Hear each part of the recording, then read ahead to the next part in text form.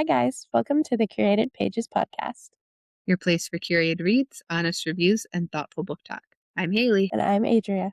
Make sure to like, subscribe, and follow along to stay updated each week.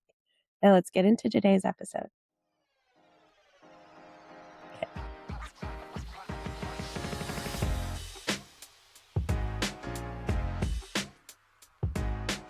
We're going to go into our current reads for this week. Adria, what are you reading this week?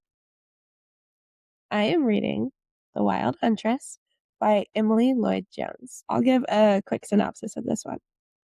Every 5 years, 2 kingdoms compete in the deadly wild hunt, where hunters risk their lives for the chance to win a magical wish. Branwen joins to save her sick mother. Gwydion hopes to stop his cruel brother from gaining power.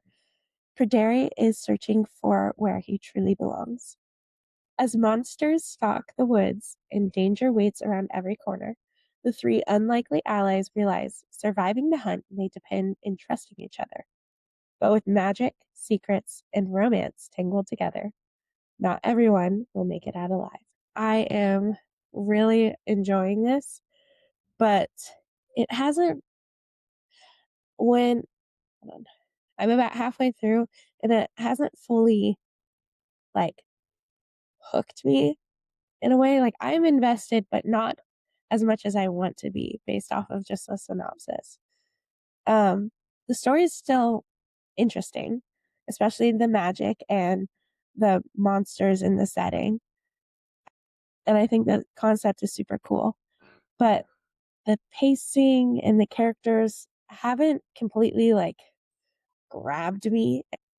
Do you know what I mean? Do you know what I'm trying to say? Yes. So I wouldn't say it's a favorite, but it's still good. The writing is good. It's just not my favorite.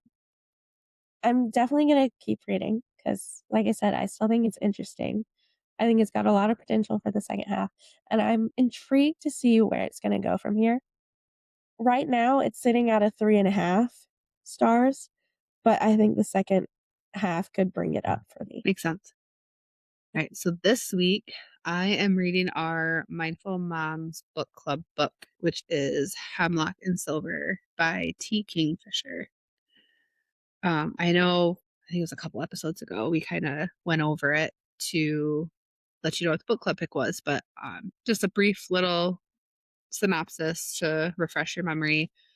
This is a dark, horror-tinged fantasy reimagining of the classic Snow White fairy tale. The story follows Anya, a healer who specializes in rare toxins and antidotes. Her quiet life is upended when she is summoned by the king to save his daughter Snow, who is mysteriously dying from an unknown ailment. So I read a little bit before we started, and I'm now on chapter 3.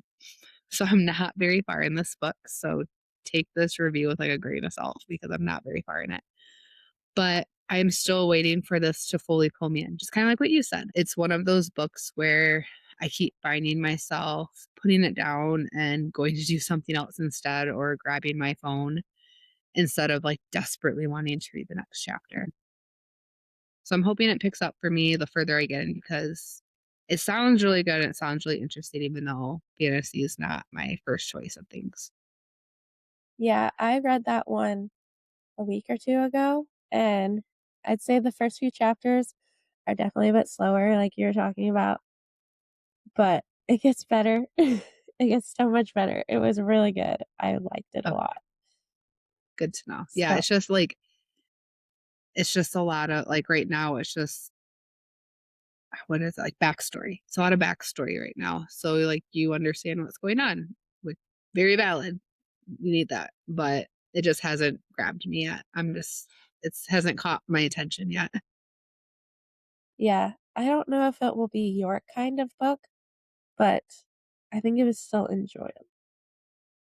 So yeah, I have it as a goal to try and read all of our Mindful Mom Book Club books, picks. So I'm trying it.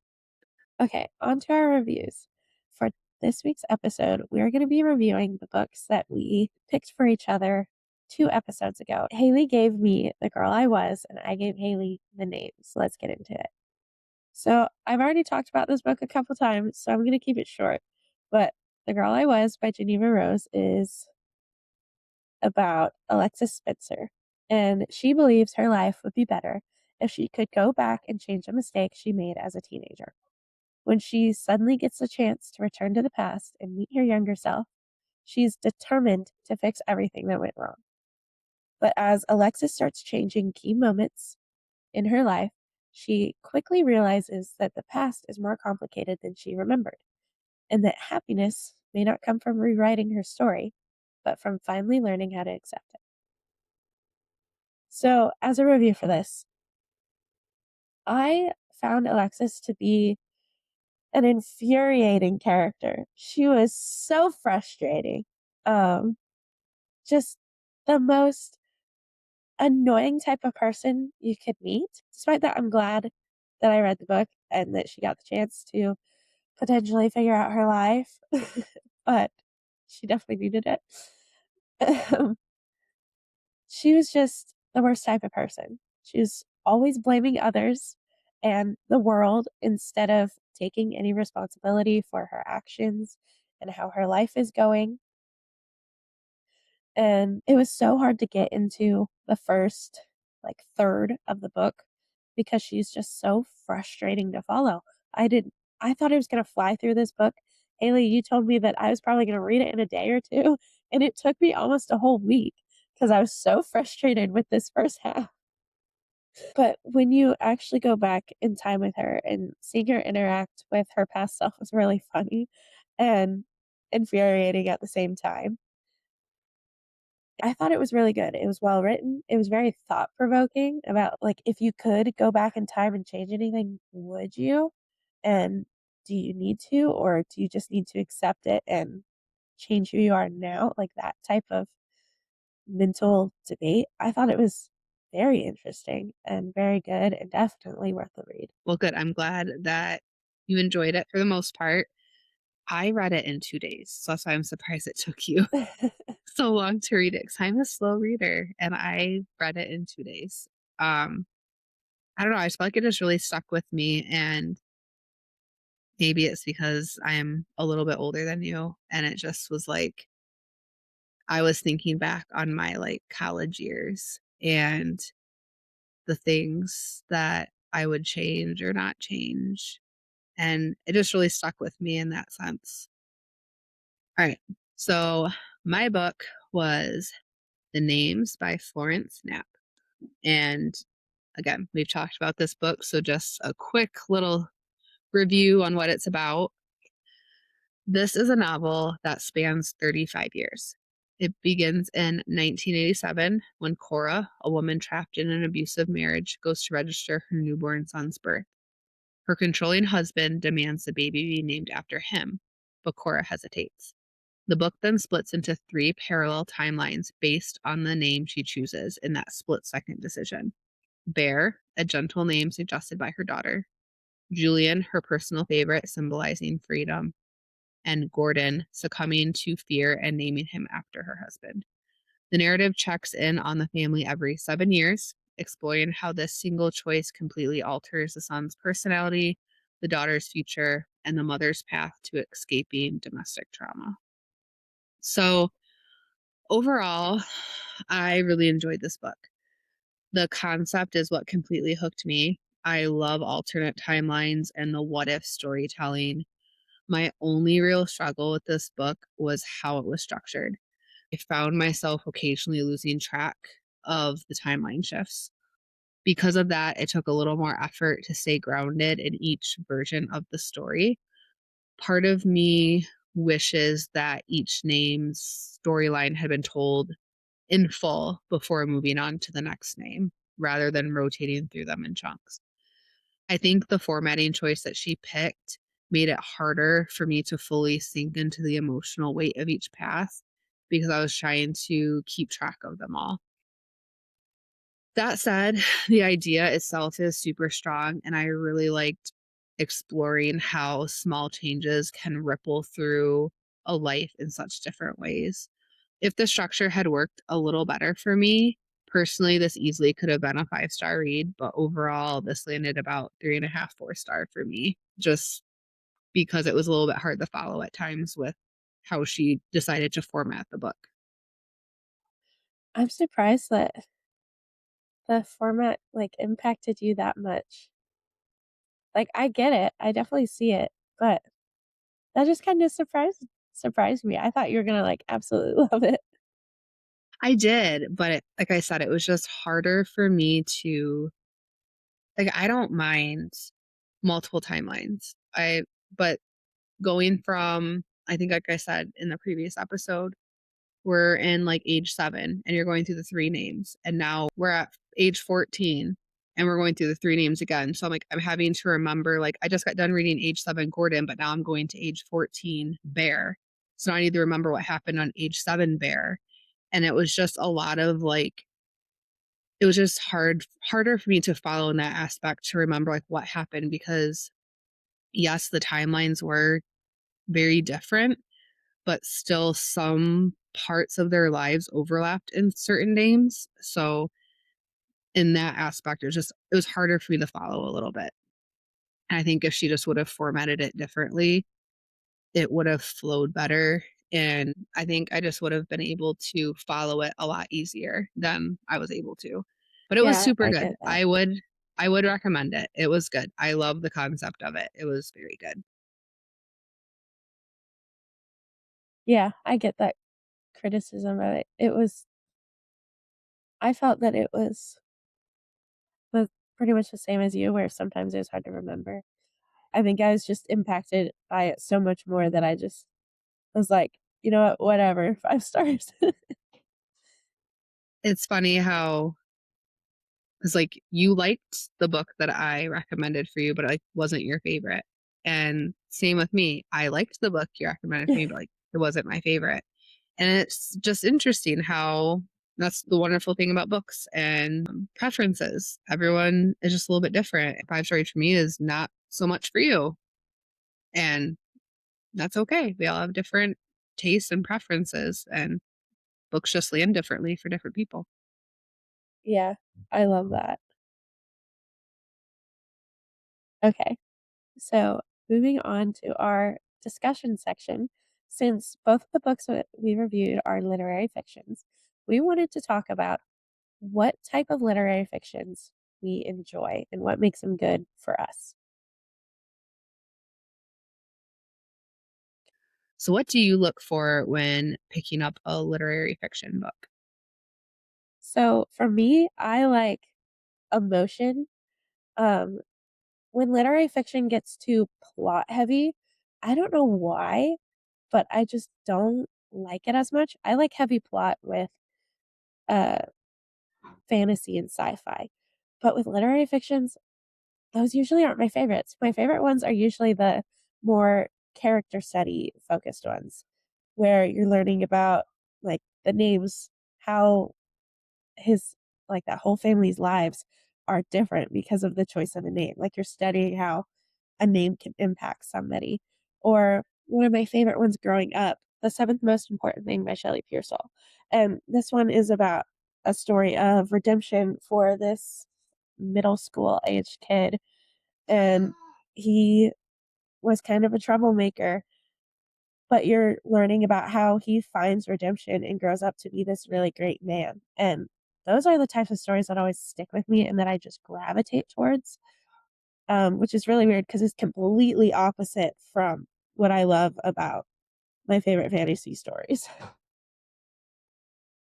What about you, though? So, for me, when I pick up a fiction novel, I'm usually looking to feel something more than anything else. I want a book that makes me reflect on my own life. I want to sit with my uncomfortable emotions, or I want it to like completely rip me apart emotionally in the best way. A lot of the time, I choose literary fiction less for the plot itself, like you said, and more for the emotional experience. I want characters that feel real and emotions that are going to linger with a story that's gonna like stay with me long after I finished it. Kind of exactly like what you said. We're just on the Yeah. same wavelength there. Yeah, I think it's interesting how we like different types of stories, like different types of literary fictions, but they're also very, very similar. Like we want to feel something, but different stories make us like Feel different things. pull out our yeah. So, our next question, do you have to be in the right mood for literary fiction? Most of the time, yeah. Usually I'm a big mood reader, so I have to be in the right mood for most of the books I read. So I don't think it's much different. But with other genres, I feel like if I wanted to, like even if I wasn't fully in the mood for a romance, I could pick up a romance. Same thing with fantasy. If I'm not fully in the mood for it, I could still pick it up and read it and enjoy it. With literary fictions, I struggle to do that. I have to want to be want to get invested in that story. Otherwise, I will not like it. I will not read it. I will drag my feet reading a book, even if I know I'm going to love it. Like, I have to be in this perfect mood to sit down and read a literary fiction because it's not my normal genre. It is definitely not my normal. So it takes the perfect mood for me to want to read it. But when I do, I love them. I definitely think I need to be in the right mood for literary fiction. I think I talked about it last week with a man called Ove. I definitely wasn't in the right headspace to read that heavy of a book. So, to read literary fiction, I definitely need to be in the right mindset and mood to enjoy certain books. And sometimes they're just too heavy for where I'm at in my life in that time. So, I need to pick a thriller or pick something else that's not literary fiction, that's not going to be such a heavy read and impact me. Yeah. Because if you're in the, like, if you're ready for a happy or story or something to escape reality and then you pick up a super heavy literary fiction, it's just like, oh, like, this is hard. But I do really enjoy literary fiction. Like, if I'm not reading thriller, I feel like I'm normally reading, like, a literary fiction. Very I don't say rarely, but I do like the rom-coms, but romance is down further and along with fantasy and, like, sci-fi, but now I'm reading fantasy and sci-fi Do you think literary fiction relies more on emotional connection than plot twists? for sure. I feel like literary fiction definitely relies on emotion. I feel most plots are about finding oneself or working through like a past trauma. When I think of plot twists, I think of my thrillers before I would ever think of a literary fiction book.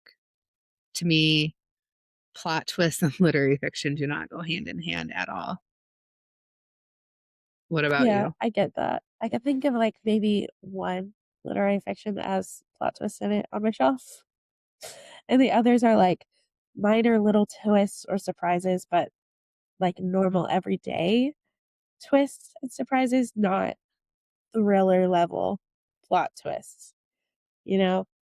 Yeah, I get that. Because like everybody has surprises now and then in their lives. And I feel like that's well represented in Mhm. literary fiction. But if you go to another genre with like an actual big plot twist, it's a little more unrealistic. Whereas I think literary fiction captures that in a better way. All right, so on to our last question. What is a theme that you love in literary fiction? So for me, my favorite themes used to be relating to redemption and hope and like improving who you are as a person. Those type of stories where the person is absolutely feels hopeless, they've had a hard life and then they manage to turn it around. Those have always been my favorites. And then more recently, stories that touch on motherhood and the emotional impacts of that have impacted me more lately because I'm a mom. I feel like any themes relating to those are always going to be my favorites. What about you? So yeah, for me, I feel like I gravitate towards almost like a trauma in someone's life and how they overcome that trauma and come out on the other side of it. And I also have been enjoying some on like motherhood. Like you said, I'm a mom now, so those topics really resonate with me and make me feel things. And that's what I want when I read literary fiction. I want to feel something. So yeah, I feel like I gravitate more towards trauma and healing from that trauma. Okay, so to wrap things up, do you have a literary fiction recommendation for everybody? I do. So my recommendation is They Both Die at the End by Adam Silvera. It's a little bit about this book. Set in a near future New York, a service called Deathcast calls people to inform them they have less than 24 hours to live. On September 5th, two teenage strangers, an anxious Mateo and a tough Rufus, both receive that fatal call. Looking for a companion for their final day, they connect through the Last Friend app. Over the course of a single day, the two boys embark on a final adventure across the city, helping each other confront regrets, find love, and pack a lifetime of living into their remaining hours before their inevitable ends. I felt a lot of things when I read this book. It was heartwarming and heartbreaking all at the same time. It was very good. I read it, might be 2 years ago now. I read it a couple of years ago, and that is one that has stuck with me. The title seems really like depressing, but overall, it was more of like a heartwarming book because they're living their final day. They know it's their final day and they're like living life to the fullest. So, what about you? Do you have a recommendation for literary fiction for everybody? Yeah, so it's been a few years since I've read this one, so I don't fully remember everything about it. It's All the Bright Places by Jennifer Niven. It says Theodore Finch is fascinated by death. Every day he thinks of ways he might kill himself, but every day he also searches for and manages to find something to keep him here and alive and awake. Violet Markey lives for the future, counting the days until graduation when she can escape her small Indiana town and her aching grief in the wake of her sister's recent death. When Finch and Violet meet on the ledge of the bell tower at school, 6 stories above the ground, it's unclear who saves whom. Soon, it's only with Violet that Finch can be himself. And it's only with Finch that Violet can forget to count away the days and start living them. But as Violet's world grows, Finch's begins to shrink. And this story explores their life as they approach graduation and I think a little bit after. So there's obviously trigger warnings for being suicidal and everything. And getting in Finch's headspace while he's dealing with all this and Violet's while she's dealing with grief is just has a huge impact, a huge emotional impact. And I thought it was very good. Yeah, that sounds like with the premise being of ways he might kill himself, that kind of reminds me of A Man Called Ove. That's what he was doing like the whole book. He was trying to kill himself to go be with his wife. And I feel like those are heavy books. Those are harder books. So that is all the time we have for today. Thank you so much for listening to episode 6 of the Curated Pages podcast. Don't forget to like, subscribe, and ring that bell. Until next time. Stay lost in the pages. Bye. Bye.